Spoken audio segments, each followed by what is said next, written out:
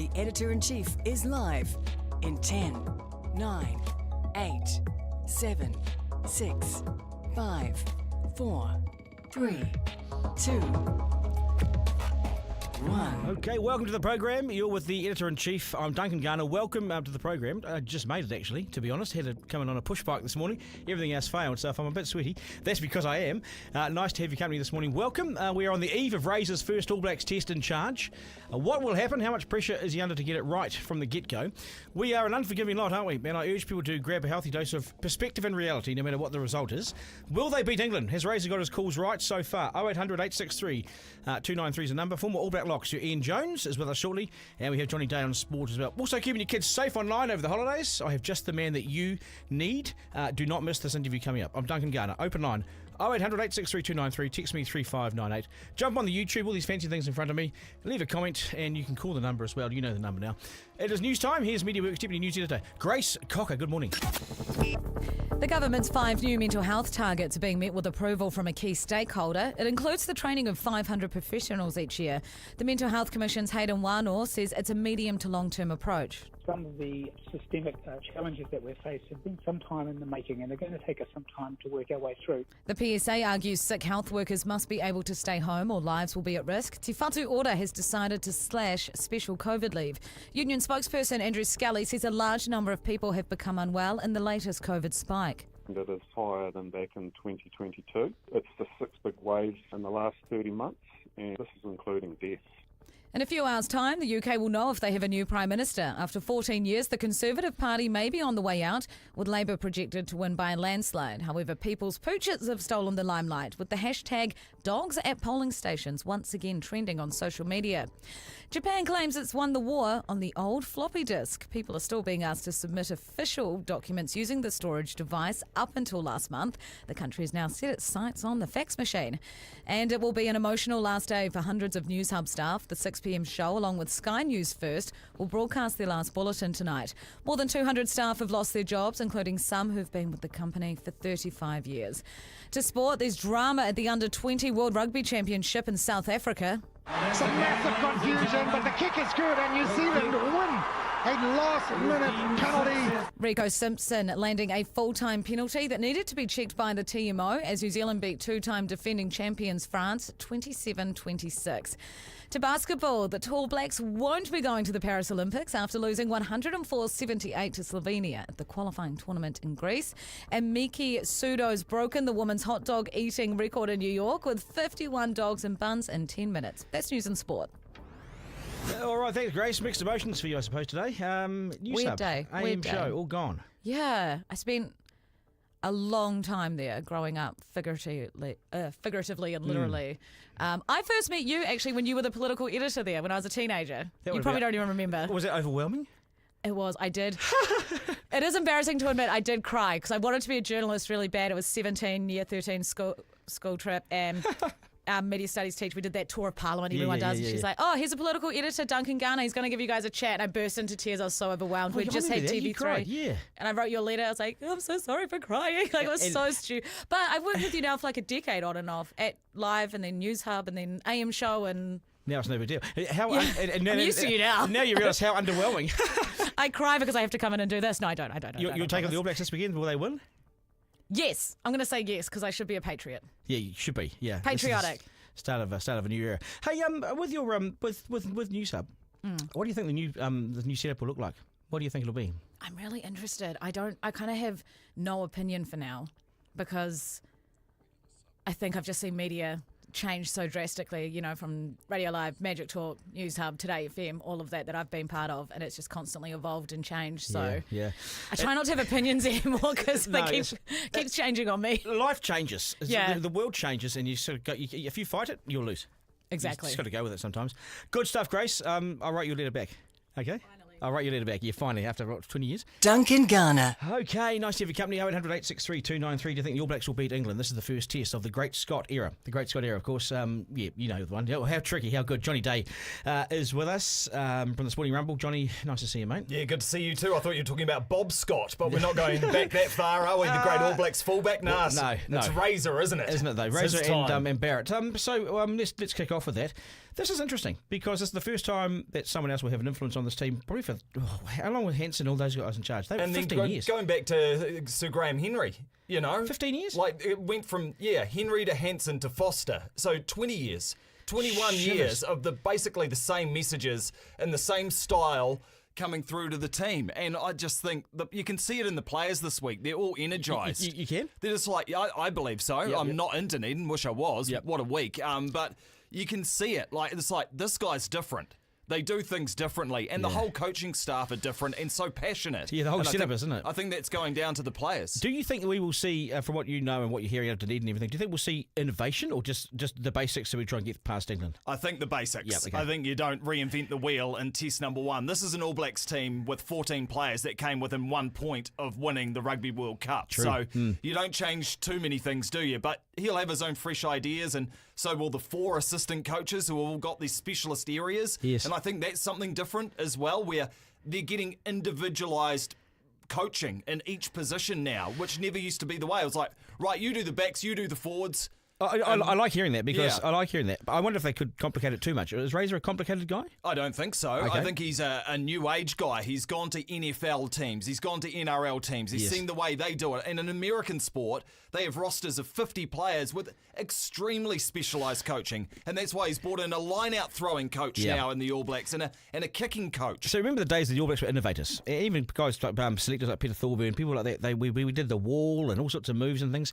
Then we sort of went away from that and joined the rest of the world. I'd like to see innovation again. Yeah, and we came up with the pod system as well right, with yep. Sir Graham Henry too, where forwards would play like backs. And Yep. so, yeah, we kind of lost that, didn't we? I think COVID, when we were shut away from the world for a wee while there and the Northern Hemisphere continued to play with each other and innovate Yes. and become the world leaders like France and Ireland, we didn't do that. We kind of got lost down here and we started to lose record games and We did, didn't we? lose to Argentina at home, lose a series to Ireland, get belted by South Africa by a record score. So we've flushed the dunny on that Yeah. and we're moving on. What's England like? I haven't had a good look at them. Good. They are, yeah. right? Okay. Yeah, they are good. They were good in the Six Nations. They're not the best team in Europe, but they're not too far away. They managed to beat Ireland. They've got the best number 8 in the Northern Hemisphere in Ben Earl. Yeah, yes, yep. So he'll be interesting to watch against our best player in the world, Adi Savia. Maro Itoji's always there. They've got a very experienced and big forward pack. How do we get past the line-out? See, I'm struggling with this. I don't know Yeah. how, because we're one of the shorter line-outs in New Zealand history, probably. Yeah, very much so, but we are clever. So I'd imagine our nous with Cody Taylor at hooker, very experienced. Scott Barrett and Patrick Tuipulotu, extremely experienced too. And Samipeni Finau, while Yeah. he's massive, he's also very athletic down Yeah. the back of the line out. Razor seems excited to be there too, and I love that. I think New Zealand needs positivity right now. It needs positive thoughts. It needs to be smiling again. It needs that sort of thing. It needs a good win too. Yeah, absolutely. That's the most important thing. We don't care how you do it. Just win. Because under Foster, we lost 12 times in 4 years. And that's wasn't not good enough. Yeah, and we You lost know? badly too. We lost ugly. 70% winning rate Yeah. as a coach. So I think the All Blacks all-time is about a 77-78% Yeah. winning record. That's Yeah. where Razor needs to be. So 14 tests this year, win 11 of them. That's 78%. Give me a score, Johnny. Give me a score. I'll give you a close score. 'Cause I Under don't- the roof, remember? Yeah, I know. Normally lots of points down there. I think we'll score about 29 and they might score about 20. I was going to say 28-21.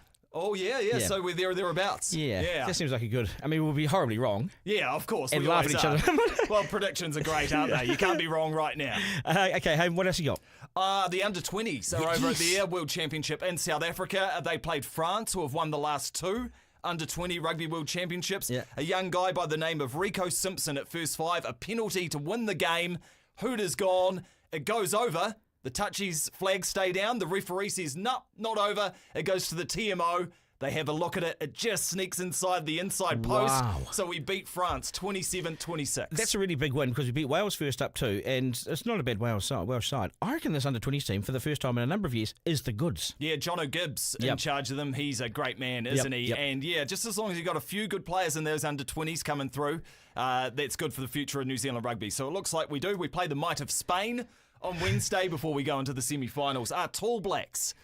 This is a really sad story for me because 24 hours ago we upset Croatia, who have got 2 massive NBA Yeah, players saw in their that. front court, and that was a massive win. Beating them by 4 points. This is Piero Cameron's Tall Blacks team with no NBA players, no stars whatsoever. And then we come up against Luka Doncic, one of the greatest basketball players in the world. He scores a triple-double. We lose to Slovenia, and we're not going to the Olympics, all in 24 hours. Yeah, I know. That's gut-wrenching, isn't it? It's hard to stomach. Because we were looking, because I remember the days of Uptown Baldwin, that era, That was great. That kept me home watching it. 2002 or 2004? 2004 when we came 4th in the world. That was remarkable. And this is a truly global sport. We talk about rugby all the time, but this is basketball where everyone in the world plays the damn game. We're little shorties from down in the Southern Hemisphere, No, but somehow we're battlers, though. Exactly. And we did battle at the World Cup when we played really badly, but I was hoping that we'd get to the Olympics, but not to be. For the Tall Blacks, Lulu Sun, though, we talked about Wimbledon at the start of the week, and I said we had no New Zealanders to look forward to. I forgot that Lulu Sun changed from being Swiss to being a Kiwi in April, and now she's won her first 2 games. So we got someone there. At Wimbledon, she's into the 3rd round, which is awesome. And Erin Routliffe, of course, she's the 2nd seed in the doubles. She's through the 2nd round too. It'd be good to be Dunedin, wouldn't it? Oh man, I just miss it. I saw the photos of the media yesterday with their cheese rolls. And I know they go to the Spates brewery as well the night before the test, and the English media's down there, so you get to rub shoulders and press flesh with the enemy. So I am very jealous. I'm not down there. Spates factory too. We went there before a first 15 match against King's High School down there. Yes. 2 hours before a game in school uniform. We did a tour of the Spates factory and after the boardroom. I know, bad, wasn't it? No, it's good. It's the deep south. They do things differently. Yeah, down but there. they let us in the boardroom. Thanks, Johnny. Good stuff, mate. Worries, nice to see you. All good. Garner. Okay, it's a bit of a sporting rumble right through the morning, isn't it? Sir Ian Jones. Wow, great Scott. That's what I was calling it just before. It's a big old weekend for rugby, as of course you now know. Scott Robertson, the coach, 2 Crusaders hailing from Taranaki and Bay of Plenty. It ticks all the boxes. England under lights in Dunedin. I think New Zealanders are fascinated just what Razor can do with this team and the innovation and what will happen. Sir Ian Jones has been in the thick of it many, many times. Knows what it takes. Sir Ian, good to have you on the program. Welcome. Yeah, welcome, Duncan. Thanks for having me, and good day to your listeners. You're very welcome, mate. Nice to see you. Nice to have you here. Hey, how do you think it'll go? You know this stuff inside out. How do you think it will go this weekend? Well, I know the energy levels are high, Duncan, and I know there's a lot of anticipation around that. A, for the English side, who we haven't seen for a while, and we kind of need to respect. B, what you just mentioned there, new All Black coach who's bringing so much passion, so much kind of, I guess, involvement from the public into the team. You know, we're now part of the team. I feel part of the All Blacks as a fan, which is great. But there's also that little unknown, Duncan, rugby or sport in general thrives on not knowing the outcome of the game. I think that's why this first test is quite intriguing because, to be honest, we don't know the outcome of the game. Of course, you and I, and a lot of Kiwis, wish for an All Black victory, and we play this beautiful style of rugby. But we don't know that, do we, for the first test, which is making it so much more intriguing. But I've been just so impressed by the coaching staff, not just Scott Robertson, but people around him talking, answering the journalist questions, talking to the public, bringing us on board. I'm pretty excited for it, to be honest. Yeah, it doesn't appear to have that defensive setting, which is, of course, what the last one ended up being, which was a shame. But with this step up, from, let's say, Super Rugby through to international rugby, you've done it many times. How big is that step up? And on a coaching level, what do you have to do differently to make sure that your team gets home? I mean, is it chalk and cheese, the 2 levels? No, it's not chalk and cheese, but bringing people together is chalk and cheese. Quite different, isn't it? When you have those long campaigns of Super Rugby, he would have had to build up with the Crusaders so he can theme it and bring them together, and he's with them the whole time. And now, as the All Black coach, what he'll be finding in quite a short period of time, bringing together the 5 Super Rugby teams into an All Black team. By and large, Duncan, as you know, New Zealanders kind of behave the same, think the same, and generally play the same in their rugby. So it makes it a little bit easier for an All Black team. But, bringing people on board, winning them over, getting them to believe in your philosophy, your passion, your vision, takes some time. And we've often seen over the years, haven't we, some rusty performances from All Black team's first test match. Well, this is a cracking first test match that cannot be rusty. Razor has to kind of get them on board into their vision. Having, of course, Scott Barrett, his mate, his captain for the Crusaders, will be a huge for him to bring and win the players over as well. I mean, I just think those non-Crusaders players in the All Blacks, I'll be pretty excited to be under Razor and just see why he's so good, what does he bring, and it's just something new for them, which would be fantastic as well. I think it's intriguing for me is the spine. If you look at TJ at halfback and D-Mac at first five. So TJ is he's I don't mean to be disrespectful, aging halfback. But he's done so well to get back. Good on him, brilliant. I love the guy. But he's older, so a lot of experience. D-Mac, let him loose, let him go. Let's see what he's got. And also Perafita at fullback, really untested. Really untested, but it looks good. Three good names there, Duncan. Can only operate if the type 5 gets some domination up front. We can have the best players in the world in that spine you talk about. We need to get some physicality. So I'm so stoked Patrick Turpoloto is in there. We've got some big boppers up front. We get that, then those guys can run a mark. TJ Perina, just incredible. I watched when the Hurricanes played the Chiefs. I was down there in Hamilton, and he was the player of the day. He has so much influence on the game. The English will have to be very, very wary of him. And I'm stoked for Stephen Perafita.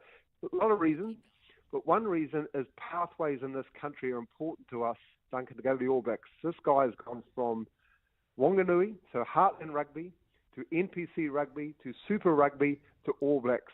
There's an incredible pathway that we need to keep open, which is why the Heartland, Club Rugby, and all the way through is so important. The other thing is, English don't know who Stephen Perafita is. Yeah. Put Bowden Barrett in there, you know who he is. You know how to mark Bowden Barrett. Well, good luck, but you kind of do. You don't know that with Stephen Perafita, so I'm hoping he's going to have a cracker. Yeah, and two exciting wings as well because Severis is back in the play. I was watching last night, just went back over some of these players, their seasons in 2024, and Robertson has picked form players. That's why I like it that he's picked guys that are in form, And what a stacked bench. I mean, you and I, back in the day, we wanted to pick the top 15 players to start, wasn't it? That was our kind of thought. Yeah. Now the 16 to 23 are kind of almost your star players will come on, and Bowden Barrett, I think, great to have him on the bench. Great to have him coming in, making that impact. What a stacked bench. When I first saw that team, I thought, wow, what a bloody team. Yeah. This is going to be good. Yeah. Hey, Carmo, appreciate your time, mate, on the program, and we'll do it again sometime, but thank you very much. Nah, go good. Hey, everyone, enjoy the game and go the All Blacks. Cheers, Carmo. Cheers, mate. Garner. Yeah, I reckon we'll be 7 points ahead, won't we? We'll do it by 7. And Perafita's good, mate. A couple of years ago, I thought, I don't know about this guy, but he's good. I like him. 0800 863 293. Ring me. Can the All Blacks win? Can they win this thing or not? And how important is it that they win? If they don't, we don't turn on Robertson. We don't turn on him yet. You can't turn on him after one game. Let's not think loss. What you want to, Willie? Willie, no. Willie, no. Right, Willie. 3 questions from the editor-in-chief. Willie. 1. Okay, number 1. How on earth do you enforce this? A Spanish city, famed for its beaches and Mediterranean coastline, has announced strict new rules to help keep the sea clean. And one in particular is raising some eyebrows. Marbella is proposing a $1,325 fine for anyone caught urinating in the sea off any of the 25 beaches. Some pompous twat writing the rules calls it physiological evacuation and an antisocial act. Now, the proposal has been scoffed at by tourists who say, who's going to realise that someone's taking a leak or having a piss? The jellyfish? Apparently, pissing in the ocean is a national pastime in Spain, making this whole law a waste of time. It's thought New Zealand's ranked about 5th in the world for peeing in the ocean on a per capita basis. I mean, access to the sea, of course, as well. 2. And number 2, are we morning news hub and the AM show? Last news hub bulletin tonight and the AM show's dead in the water. I've had little twangs of pain running through me, but nothing too big. That place was home for me for 20 years, AM show fronted for 5 years, and turning the lights out on the show feels a bit personal. I know when we took over from Paul Henry, they said it wouldn't work, but I reckon it just did in the end. We made it fly, I reckon. Mark Richardson, Amanda Gillies. I just want to say I'm proud of what we did, but also not one for gushy long goodbyes. So the industry is moving rapidly. AI, technology, look what we're doing now. The current team, you did really well. Stay strong. And have you considered podcasting? 3. And number 3, how much does it cost to make a $2,800 Christian Dior bag? The cost is $57. The rest is called marketing bullshit and brilliance for a brand that positions itself on top of the world. If that is what tickles your fancy, go for it. You're a fool who got sucked in by the hype. You enabled this giant to exist. An Italian investigation exposed the luxury brand for its bags, which costs $57 to make. And then they sold them for $2,800. We're absolute dreamers. What are we doing? Duncan Garner, live. Okay, nice to have your company. Right, buckle up, parents. The school holidays are nearly upon us, and the July school holidays are extra challenging. It's hard to run them ragged when the winter weather takes hold, so they're inside, they're on devices. The obvious solution is use the modern-day babysitter. the device, but it's there to also let them have access without getting out of control. Well, you may want to control it. Rob Cope is an online safety advocate. He speaks on panels and at schools and created online courses aimed at empowering parents and schools to keep young people safe. This guy's God, okay? You've got to listen to him. He joins us now. He joins us now with his top tips for the couple of weeks ahead, mate. The world's changing so quickly, isn't it? Oh, yeah. And this stuff. Yeah, it's mad. And what you were talking about a year ago has probably changed even now, has it? No, it's just getting younger and younger. So what was happening to 11, 12-year-olds is now happening to 7, 8, 9-year-olds because parents are handing their kids devices at younger and younger ages, and they're just getting exposed to more and more Smack young me in ages. the nose, not literally. Smack me in the nose with what 7 and 8-year-olds are doing. What's the worst bit they're seeing? Oh, well, I think one thing parents don't really understand is that if you haven't put a filter on the device that your child has, it's only a matter of time before their curiosity kicks in and they're going to discover whatever it is that they're looking at. Remember when we were kids, we used to type boobs into the calculator? Rob. Right? Rob! Don't. I know. Yeah, I know. do Remember that? Yeah, I do, actually. And all you got was boobs, you know, the word boobs. If a 6-year-old can spell boobs and they type that into Google, and press return. They're gonna get boobs, like actual porn. I mean, and that's a reality of what's happening. Porn's coming their way anyway, though, isn't it? I mean, there's there's all sorts of sort of casino pop-ups and porn pop-ups and everything, isn't there? Well, that's it. Like your kid might be playing a free game on their tablet, and the porn industry does target children within children's games. And I've had friends who have had they've got an 8-year-old sitting on the couch playing a free game on their tablet, and there's been a porn video pop up in the middle of it. But we're in the middle of trying to block that now, aren't we, as a country? We've finally jumped on board that. No. No? The URLs. I mean, the URLs that they're trying to block, there's 30,000 of them, which is fantastic. And I know Joe Robertson from the Light program and Holly have been working really hard on it. Brilliant. That's the extreme end of it. That's like pedophilia and the hardcore stuff. Violence That's stuff. not just porn. There's millions of porn. Soft porn stuff. No, not just soft porn, hardcore porn. None of that's getting dealt to at all. That's still right there on every single device. So what do parents do then? Because they're sort of half working, half not. The kids are over there and they do love the device as a babysitting tool. Oh yeah. So what do we do? I think it's just you need to understand the reality of what our kids are facing. When our kids are on a tablet all the time, this is hyperstimulation, and all the rest of the world just becomes grey. Because how exciting is this when I've got this to look at the whole time? It's so true. What you just said, I reckon, just bangs it on the head, just like that. When they come off, when we ask them to come off that device, go and have dinner with us, and they look at us disinterested, they're not engaged, and so we tell them off. But they're in another world. They're in that world of excitement. Yeah. And then there's the boring guy that's just made them suicide. Exactly. You know? Like real life does not compare to this device that's right in front of them. That's what's best described as a super stimulus. So anything that porn is a super stimulus, gaming is a super stimulus, which means it exists nowhere in nature. It's a hyphen. It's a drug, isn't it? Yeah, very much so. And so it's bing, bing, bing, bing, and all this dopamine's going off, and it's very exciting. So in the real world, you get a dopamine hit from say I'm going and collecting field mushrooms, and I find some mushrooms, and it's I want to find some more. Not the mushrooms. Yeah. Not the magic mushrooms, the field mushrooms. Oh, field mushrooms. Yeah. And so it drives you to go find more, and it drives you to go find more, and that's what dopamine's for. But when you're on a tablet, you get it just by scrolling. Yeah. And it's that hit and miss thing, so you're not constantly getting it. I see it with my son. I see it, last night I had to say, okay, bed now. Yeah. Put it down. It's just constant. Oh, yeah. And that's the way they're designed. It's the same, it's basically the same thing happens in your brain when you're pulling the one-arm bandit. It's exactly the same as when you're scrolling. So you're not going to get a hit every time. You're going to get a hit every once in a while. You find the thing that you want to see and go, oh, that's awesome. Yeah, and then you're back for more. And that's the way they design it. It's specifically designed to keep you on the device for as long as possible. And that's TikTok, isn't it? It's all of them. It's everything. It's gaming. It's social media. It's all of it. Do you think this is a disease? A disease? That is. I think it's an addiction. Yeah, it is. Because our kids have disconnected from us because we're stuck on our own devices and we're busy and we're working, and they've connected to this hyper-stimulating thing that they just can't get away from, and it is an addiction, and they can't stop. When you take it off them, they yank it back, and suddenly it's physical, and I've seen it with other households as well. You're taking their drugs away from them. Last night I went around to pick up my son from his mate's place. There were 4 of them in the lounge. I could see them through the window, and I knocked on the door. Yep. Oh, it's me, and they looked up, back down, and I just went and sat in the car for 10 minutes. They didn't open the door. They were on their phones. Yeah. I know, that's what we're up Little and, pricks. and we created that. We allowed that to happen. Of course we did. You know, because we're addicted to it. And I joke when I give my talks that I was once 78th in the world at Angry Birds out of 20 million players, you know. So I understand the addictive draw of it. You know, it's really hard to put it down. So what do? We just flick the switch and say, you're right, it's off now? Because the kids won't accept that anymore. I don't care what the kids accept. Like, we're the parents. Yeah, kick ass. Yeah, very much so. Oh, the kids don't. Who gives a shit what the kids think? I mean, This seriously. is refreshing, isn't it? Yeah. I'm here to be a parent, to love my children, guide them, nurture them, and lead them. I can't do that if I'm trying to be their best mate. But you know they're gaming and playing with their mates all around the country. So you got 4 of them on all LinkedIn and doing their thing. Don't you tell me I can't do this, Dad? Yeah, exactly. I've done my homework, so what's the matter? Right. And if that was for half an hour a day, that would be fine. But it's for But 10 hours a day, mate. Yeah, it's extremely long amounts of time, and then they get stuck in this zone.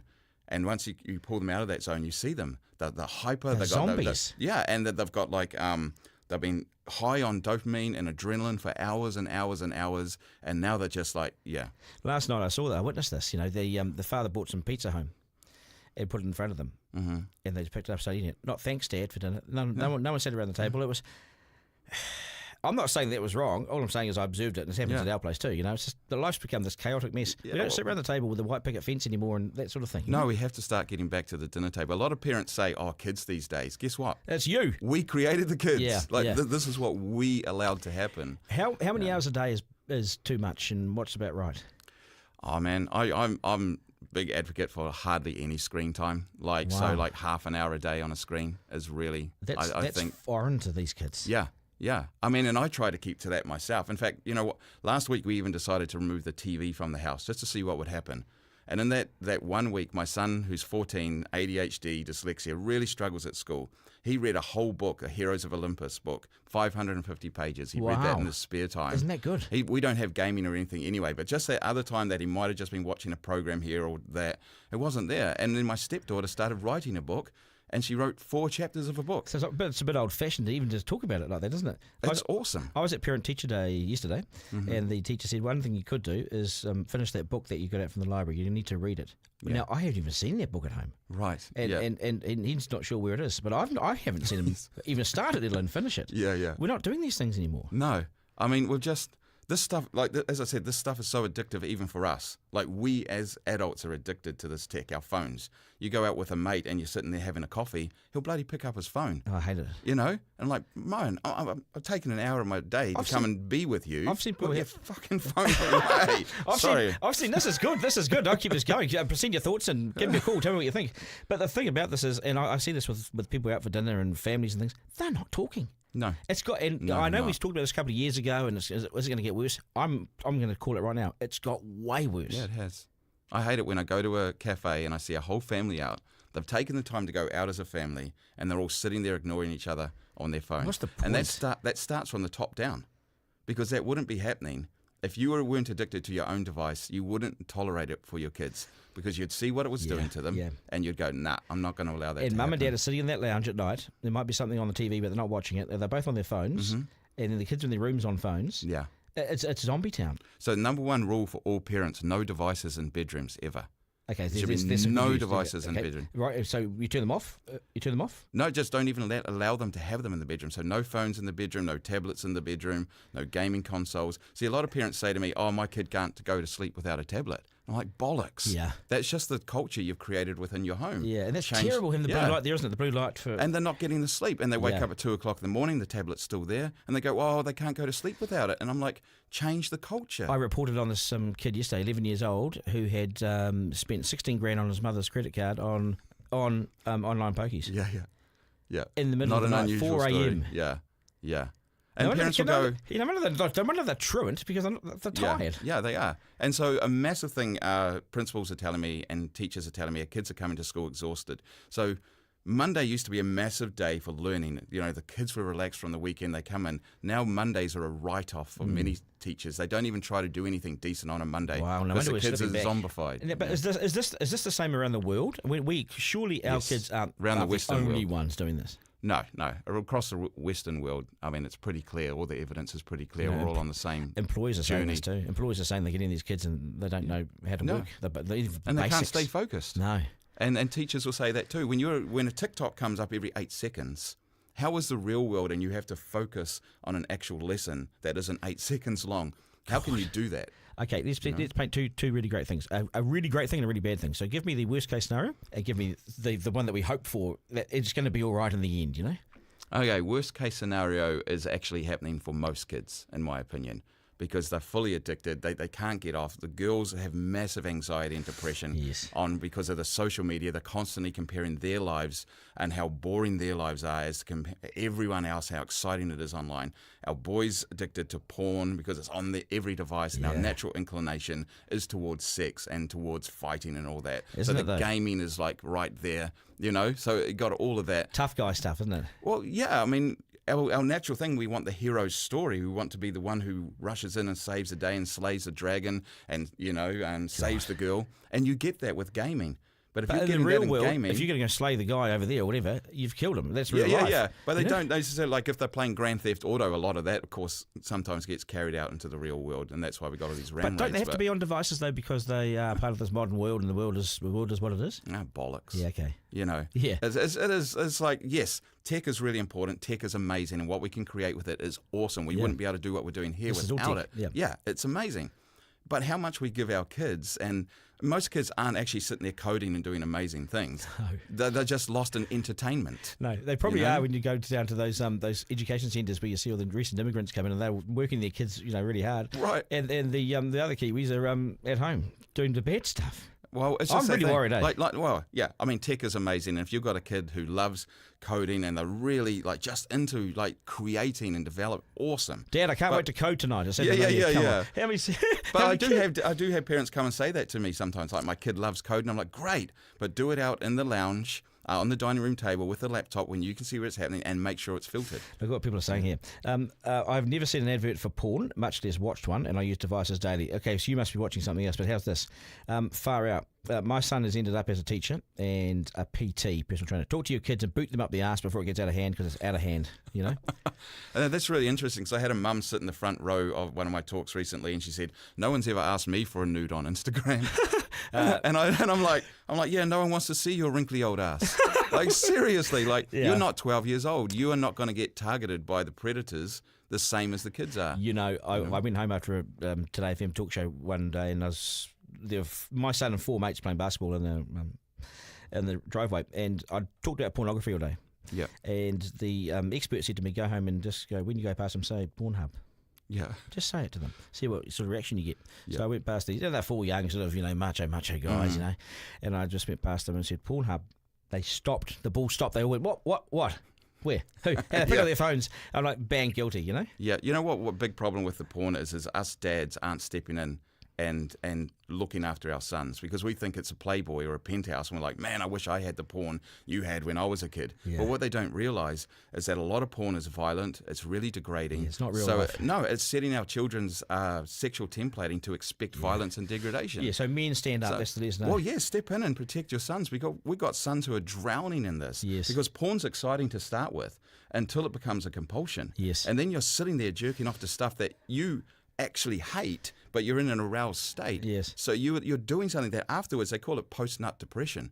Like, I can't believe I just watched that, never mind jerked off to it. Yeah. And it's not the world we grew up in. And people have rung me live on air and said to me they're in their office, the wife's downstairs, they're doing bad shit. Yeah. I've had it live, you know? Yep, of course. I mean, it's right there on every device. A lot of guys struggle with it. And, you know, so that's... You've got gaming, you've got the social media, you've got the porn. Like, this is just, it's on all of this, you know, all of the devices, and we need to step into parents, as parents. Step in and stop it. Yeah, and go, look, our kids are drowning. Come on, let's up our game. Yeah, nice to see you. Really, really, really interesting interview. Really fascinating. Great, cheers. I hope there's lots of hope we can take out of it, but I'm not sure. Yes, we were supposed to talk about solutions today, and we didn't do that. Give me one more. Okay, a solution. Us as parents, if you're a parent who's not a hardcore parent and you don't know how to put those boundaries in place. If you're a wimp. Yeah, well, it's not... You know, I'm a hardcore parent because that's my personality and it's easy for me. But a lot of parents, that's not the case. Yeah. And it's because I think they have a belief that if I discipline my kid, if I, you know, put boundaries in place, it makes me feel bad because it makes them sad. They won't like me. And that makes me, and that makes me feel bad. And so you've kind of welded two things together. That discipline equals being mean, but it doesn't. not disciplining and not putting boundaries in is what does actually mean. Because when you put those boundaries in place, you're protecting them, you're doing what's needed. And do you explain the boundary you're putting in? Do you talk? Yeah, totally talk it through. I mean, we can't just power over kids. We need to say, look, this is what's happening and this is why it's happening. But sometimes you just have enough as a parent. You go, nope, this is what's happening. Stop it. Take it away. End of story. Give me another solution. One more. Another work on. Filters. Okay, so no devices in bedrooms ever. Talk to your kids about everything. Put filters. No child should ever have any device that's not filtered. My personal thing I would like to get pushed through the government is no child under 18 should be allowed to have unfiltered access to the internet. Everything. Is it possible? Absolutely. You could get a SIM card that, if you're under 18, it goes through a filtering system. You could have a router at home that has one for the kids, which is for under 18s, and one for adults. Yeah, but we guinea pigs, we bring in the vaping things, we bring all that stuff in without any regulation. It can be done. We can put it all back behind the counter. As soon as the internet came out. No, the horse is bolted, isn't it? No, bollocks. We can. There's always going to be. It's going to be available. Yeah. But we can actually. The whole horse is bolted. I've never met a farmer that when the horse bolted, he just stood there and go, shit. Okay, all the right. The horse is gone. There's nothing I can do about it. We can. It's not too late to pull it back in. No. I mean, we can't pull everything back in, but we can protect our kids within our own homes. Yeah, no, you're doing great work. Amazing work. Oh, I appreciate that. Nice to see you. We'll get you back, okay? Appreciate it. Good stuff. Garner. It's pretty scary, though, isn't it? I mean, we've all got teenage kids, and we just don't want our young boys to become sort of misogynistic bastards and twats, you know? Well, I haven't even talked about Andrew Tate yet. Oh, yeah, Andrew Tate. Well, my guy was following Andrew Tate. Oh, okay. Yeah, exactly. Not now. Scary, eh? Not now. Not now. Yeah, hey, good to see you. Good to see you. Okay, so I'm out. Yeah, you're gone, Burger. Thanks, sir. Nice to see you. Great, cheers. It's the slam dunk. Yeah, good. You are out, but I mean, you could come back any time because that's just fascinating stuff, isn't it? Quick slam dunk today. I wanted to speak to her, but she was too busy leaving the industry after 33 years, and she has spoken to her ex-husband on his podcast, and I would too if I was still talking to my ex, but bad idea, and she doesn't have a podcast. JJ Feeney. Go well and grab some rest and recharge yourself, honey, because after 33 years at the top of New Zealand broadcasting, you're making a big decision and it's massive. It's a lifetime on air, where most of the time it's great and you share every last bit of yourself. You must be knackered. And somehow they still want just one more shot or one more opinion or one more trick, one more shift. No, I can't, but like a drug addiction, radio, you just keep coming back to it. It's a cool job. It's like not having a job, but it's a cool job. Other times you feel grim and still you got to turn it on. 33 years of rating surveys and meetings looking for new ideas is exhausting. Of sometimes wanting privacy and there's nowhere to run and hide. It can be exhilarating and you feel pumped like nothing else, or it's just damn awful and you just want to be swallowed up by the large hole in the ground. But 33 years, you've given your life to the microphone and now you're off to reset, rethink and recharge. Go well. Take this advice for what it's worth, because I've walked away and went home and sat there. No job offers, no nothing. It was just deadly silent for weeks. The silence hurt me and hurt my ears. And at the same time, it was wonderful. You have nothing to prove, and you're a long time dead. Enjoy the phone not ringing as much. Enjoy the peace and find yourself again. You have nothing to prove. You've been wildly brilliant and relevant to so many people. Take care, my friend. I'm a phone call away, and my mum is always there if you want a drink or something like that, she says. I told her, that's a responsible mum, but anyway, take care. Garner. Yeah, 33 years. Wally, 33 years is a long time on radio. It's a huge amount of time. Not many of us have been around that long. It's a big shift, isn't it? It's a huge shift, and she deserves every single plaudit. The one thing I'll say about JJ, I've been doing this for as long as... Yeah, I am old. Yeah. You look. My mother thinks you look young. This is scary. I know. Okay, but I'll say this.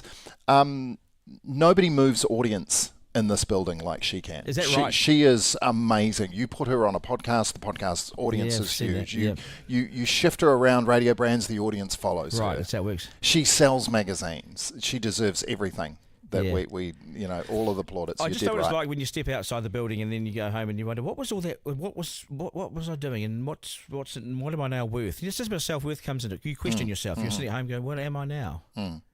Yeah. Because you're so much part of the job, Yeah, well, it's especially around this place, it can get a little bit overwhelming.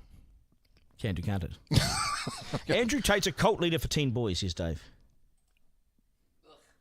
Yeah, how scary was that?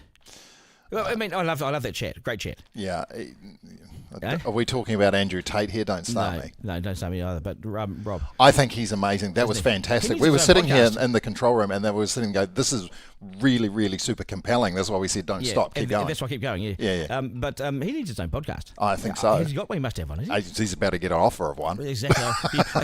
Who's going to run after him first? I'm about to shoot out the door, so could you wind this up, mate? Okay, that's us, all right? This will be available as a podcast on Rover or wherever you get your podcasts.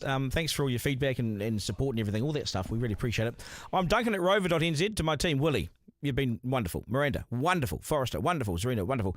We'll do it all again on Monday. Remember, life's no dress rehearsal. You've got to get it right the first time. There's no curtain raiser. I hope Razor knows this as well. This is it. We live in the best place on earth. So get out and enjoy it. Have a great day and a fantastic weekend. Take care. That was Duncan Garner, Editor-in-Chief Live. Missed something on the live stream? Text Duncan to 3598 to listen back on the podcast. Want to get in touch? Call 0800 863 293.